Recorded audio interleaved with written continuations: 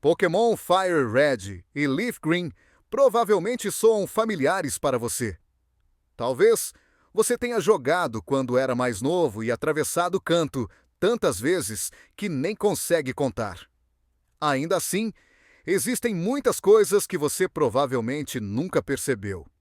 Neste vídeo, você vai ouvir 50 fatos tranquilos sobre Pokémon Fire Red e Leaf Green que, em sua maioria, ainda passam despercebidos. E perto do fim, fica claro que até um jogo que parece totalmente conhecido guarda mais camadas do que se imagina. Começamos com algo que quase todo mundo conhece, mas raramente observa desse jeito. As cidades e vilas da região de Kanto quase todas recebem nomes ligados a cores. Cerulean remete a um azul claro. Celadon aponta para um tom suave de verde. Lavender significa lilás.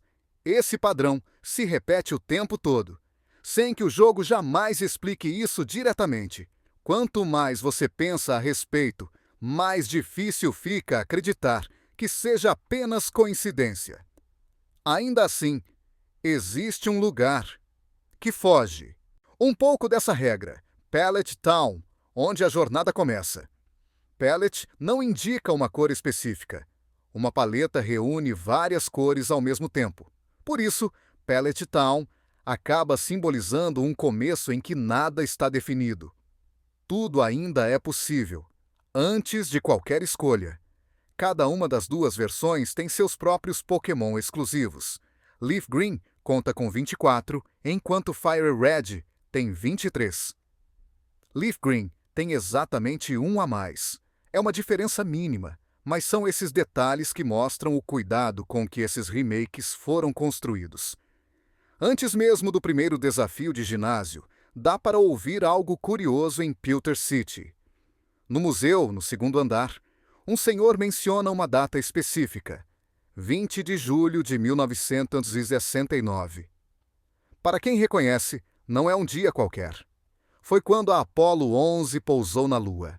Um acontecimento histórico real, escondido em um diálogo que a maioria dos jogadores escuta apenas uma vez, sem dar muita atenção. Até o programa de TV na sua casa muda de forma sutil. Tudo depende do gênero do personagem. Jogando como menino, a TV fala sobre 4 garotos caminhando juntos por uma linha de trem. Uma referência ao filme Stand By Me. Jogando como menina, a história é sobre uma garota de tranças seguindo um caminho de pedras amarelas. Uma discreta homenagem a O Mágico de Oz. 2 relatos completamente diferentes, ligados por um detalhe quase invisível em um quarto que você provavelmente nunca mais visita. Nem todo detalhe é visível para todos. Existe um diálogo que só aparece em circunstâncias muito específicas. Se você estiver usando uma cópia ilegal do jogo, algo estranho pode acontecer em Vermilion City. Ao falar com o capitão da SSN, ele pode dizer de repente: a propósito, se você gosta deste jogo, compre o original ou morra. É uma piada sombria, colocada ali de propósito pela Nintendo, mas que quase ninguém chega a ver. Alguns mistérios ficaram famosos justamente porque foram contados por anos. Ao sul, de onde a CSN ficava nos jogos originais, havia um caminhão solitário. Surgiram boatos de que sob ele existia uma Pokéball com o Mew dentro. Isso nunca foi verdade. Mesmo assim, o caminhão continua presente em Fire Red e Leaf Green. Desta vez, não há um Pokémon lendário, mas sim um Lava Cookie. Um pequeno aceno a um mito que nunca desapareceu completamente. Nem todas as histórias são visuais. Algumas existem apenas no som. Há muitos anos, circula um rumor persistente sobre a música de Lavender Town. Segundo algumas versões, a melodia causava fortes dores de cabeça. Nas histórias mais exageradas, teria até levado a consequências fatais. Nunca houve provas disso, mas o boato continuou vivo. Talvez, justamente, porque ninguém conseguiu refutá-lo de vez. Na Route 3, você ouve uma frase que se tornou inesperadamente famosa. Um treinador diz: "Eu gosto de bermudas. Elas são confortáveis e fáceis de usar." Com pequenas variações, essa fala aparece em quase todos os jogos principais lançados depois. Com o tempo, uma frase simples virou um ponto de reconhecimento para quem acompanhou a série. No Rock Tunnel, outro treinador diz algo que pode soar familiar.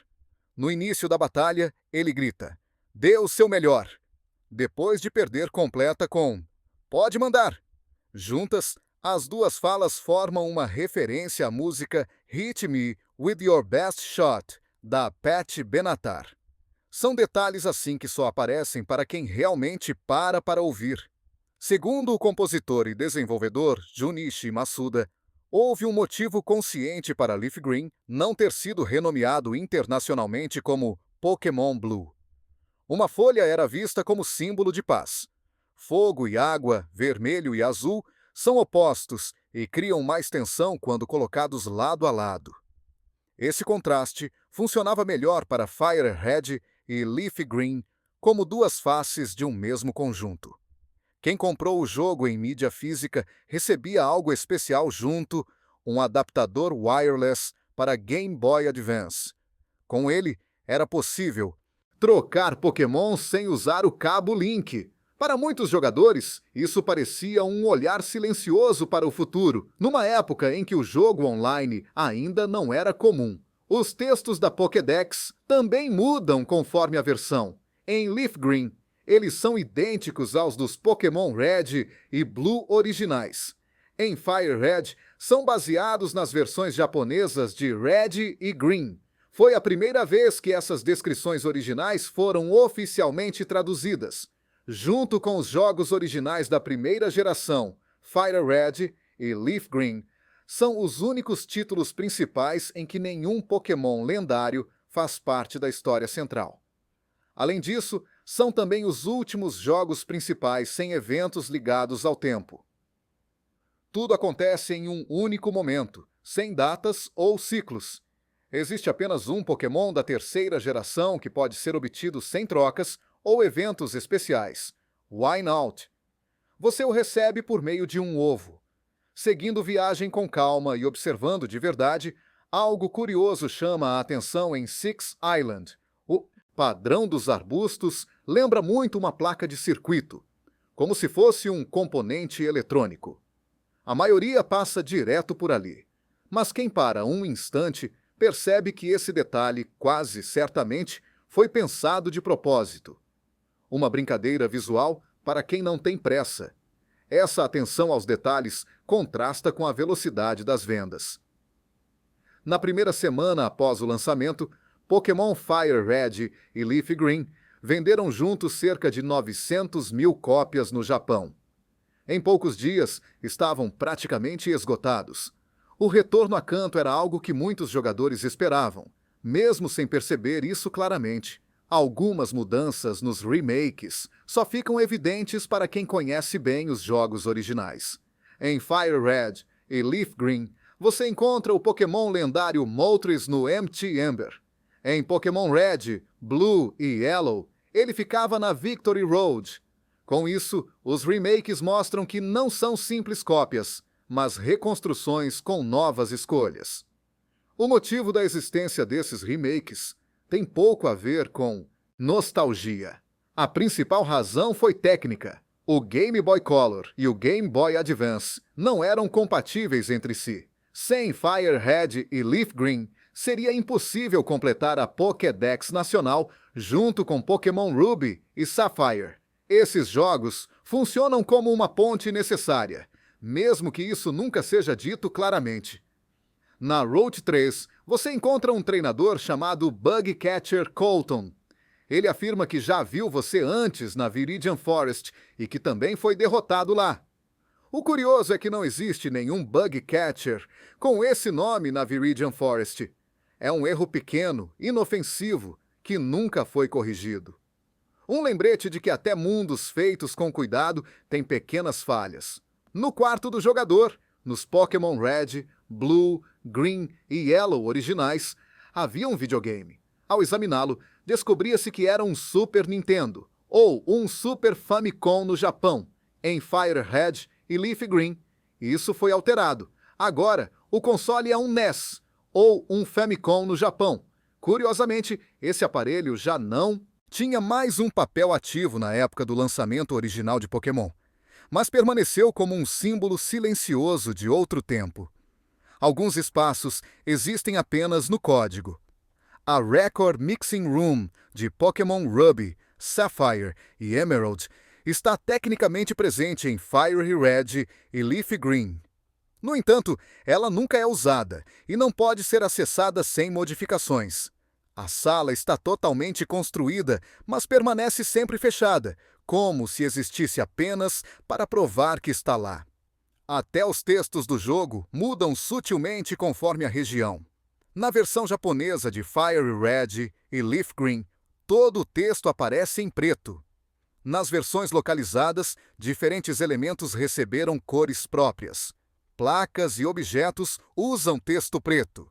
Personagens masculinos falam em azul, personagens femininas em vermelho. Um detalhe que talvez você nunca tenha notado conscientemente, mas que sempre esteve presente. A tradução de Fire Red e Leaf Green, assim como a de muitos outros jogos da série, foi feita por um freelancer chamado Nob Ogasawara. Como homenagem ao seu trabalho, alguns treinadores das gerações 2 e 3 receberam o nome Nob. Sua influência não é visível à primeira vista, mas pode ser percebida em nomes que passam quase despercebidos. As próprias ilhas Sevi são inspiradas nas ilhas Ogasawara, que ficam ao largo da costa do Japão.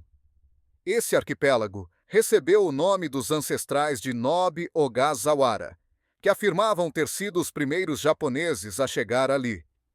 A ligação entre o mundo real e o mundo do jogo é surpreendentemente direta, mesmo sem nunca ser explicada. Na vida real, as ilhas Ogasawara nunca estiveram ligadas ao continente japonês. Por causa disso, surgiram plantas e animais únicos que não existem em nenhum outro lugar. Isso se reflete em Fire Red e Leaf Green, onde Pokémon de Johto só podem ser encontrados nas ilhas Sevi. Eles pertencem àquele espaço, separados do continente. Algumas ilhas do arquipélago Sevi são até representações diretas de lugares reais. Birth Island, onde é possível encontrar Deoxys, foi inspirada na ilha Minami Torishima, um local que, fora do jogo, também transmite essa sensação de isolamento distante. Na realidade, existem mais de 30 ilhas Ogasawara. Dados internos do jogo mostram que muitos mais Sevi Islands estavam planejados. Eles tinham nomes e até mapas beta parcialmente prontos, mas acabaram não entrando na versão final. Ainda assim, seus vestígios permanecem escondidos em arquivos que a maioria dos jogadores nunca verá. Nem toda a inspiração veio do mesmo lugar. Algumas das ilhas Sevi são baseadas nas ilhas Izu. Esse grupo de ilhas vulcânicas serviu de referência para o Mount Ember e a Neville Rock. Até o cenário carrega sua origem de forma silenciosa. Para abrir o Rocket Warehouse, são necessárias 2 senhas. Ambas são palíndromos. As frases são Golden Nidlog e Yes No Chance. Elas podem ser lidas da mesma forma de trás para frente. Um detalhe divertido que quase ninguém fala em voz alta, mas que combina perfeitamente com uma organização que prefere agir nas sombras. Segundo um NPC em Four Island, Lorelai tem um carinho especial por bonecos de Pokémon. A cada 25 vezes que você entra no Hall of Fame, ela adiciona discretamente um novo boneco à coleção. No total, ela pode reunir até 8. É um detalhe que quase ninguém vê por completo, simplesmente porque exige muito tempo e paciência.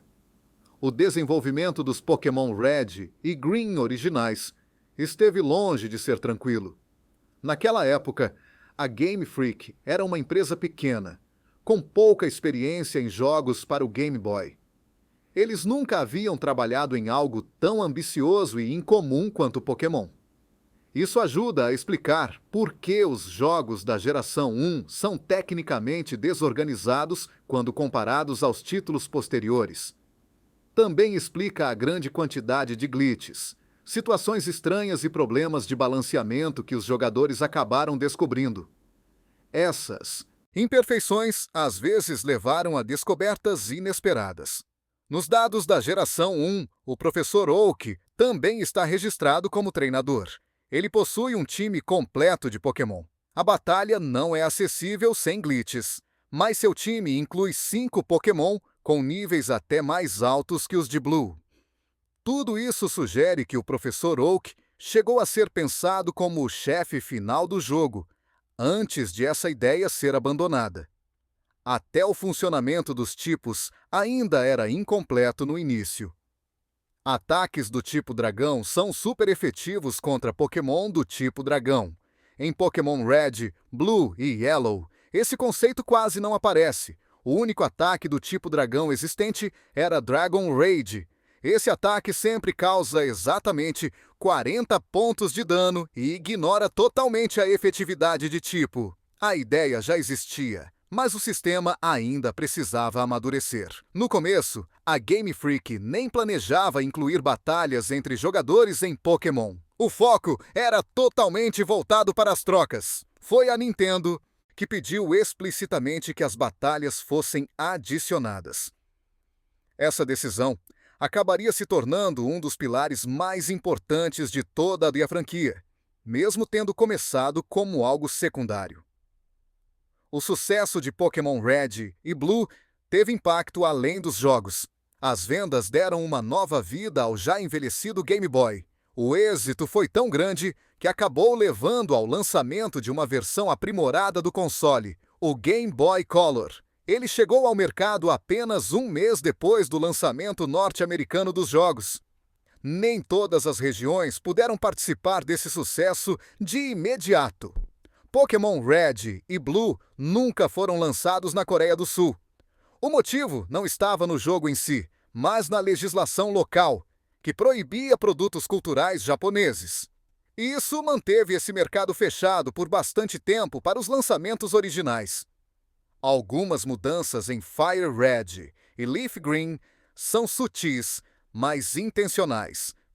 O modelo do ônibus espacial no Museu de Pilter City, nas versões fora do Japão, deixou de ser identificado como Columbia. Isso provavelmente aconteceu em respeito à destruição do verdadeiro ônibus espacial Columbia, ocorrida no ano anterior ao lançamento dos remakes. O mundo de Pokémon costuma ser fantasia, mas às vezes se conecta diretamente com o mundo real. A região de Kanto é modelada e nomeada a partir da região real de Kanto, no Japão. É lá que fica, entre outras coisas, a cidade de Tóquio. Também é onde está a sede da Game Freak. Kanto é, assim, a única região Pokémon que compartilha seu nome com um local geográfico real. Todas as outras regiões são completamente fictícias. As mecânicas de batalha também mudaram ao longo do tempo. Em Pokémon Red, Blue e Yellow, o ataque Focus Energy deveria aumentar a chance de golpes críticos. Por causa de um glitch, ele funcionava exatamente ao contrário. Em vez de aumentar, praticamente anulava essa chance. Esse erro só foi corrigido em jogos posteriores. Na geração 1, a chance de um golpe crítico era determinada pelo atributo Speed do Pokémon. Quanto maior a Speed, maior a chance de um crítico. O sistema fazia sentido, mas era difícil de equilibrar e acabou sendo alterado mais tarde. Originalmente, estavam planejados 190 Pokémon para Pokémon Red, Blue e Yellow. Os 39 restantes, junto com mais 66 Pokémon adicionais, foram incluídos depois em Pokémon Gold, Silver e Crystal. Muitas ideias, portanto, não foram descartadas, apenas guardadas para o futuro. Às vezes, o jogo parece até olhar adiante. Uma garota fora do Rock Tunnel em Pokémon Red, Blue e Yellow faz um comentário sobre um Pokémon rosa com um padrão que lembra flores. Alguns jogadores veem isso como uma possível referência precoce a Munna, um Pokémon que só apareceria na geração 5. Segundo Junichi Masuda, Pokémon quase nunca chegou a existir. Problemas de hardware e a tecnologia pouco confiável da época colocaram o desenvolvimento em risco várias vezes. Em mais de uma ocasião, o projeto esteve perto de ser cancelado antes mesmo de realmente começar. De acordo com Ken Sugimori, o designer principal da série Pokémon, Rhydon foi o primeiro Pokémon a ser criado. Alguns dos Pokémon mais icônicos surgiram logo no início do processo criativo. Nem todos os erros foram corrigidos imediatamente. Nos Pokémon Red e Blue originais, era possível capturar Pokémon em estátuas decorativas dentro dos ginásios. Esse glitch só foi corrigido mais tarde, em Pokémon Yellow. Por fim, há algumas mudanças curiosas nos Pokémon exclusivos de versão. Mankey e Meowth, que antes eram exclusivos, passaram a estar disponíveis tanto em Fire Red quanto em Leaf Green. Ao mesmo tempo, Psyduck, Shellder, Slowpoke e Staryu se tornaram exclusivos de versão nesses remakes. Você chegou agora ao fim desses 50 fatos tranquilos sobre Pokémon Fire Red e Leaf Green. Talvez alguns já fossem familiares. Talvez outros tenham sido completamente novos. A ideia é que você tenha podido ouvir com calma, deixar a mente vagar e, por um momento, se perder novamente na região de Kanto. Você começou este vídeo achando que já conhecia esse mundo. Agora, sabe que até uma jornada familiar ainda pode esconder novos caminhos. Obrigado por estar aqui. Leve essa tranquilidade com você e até a próxima.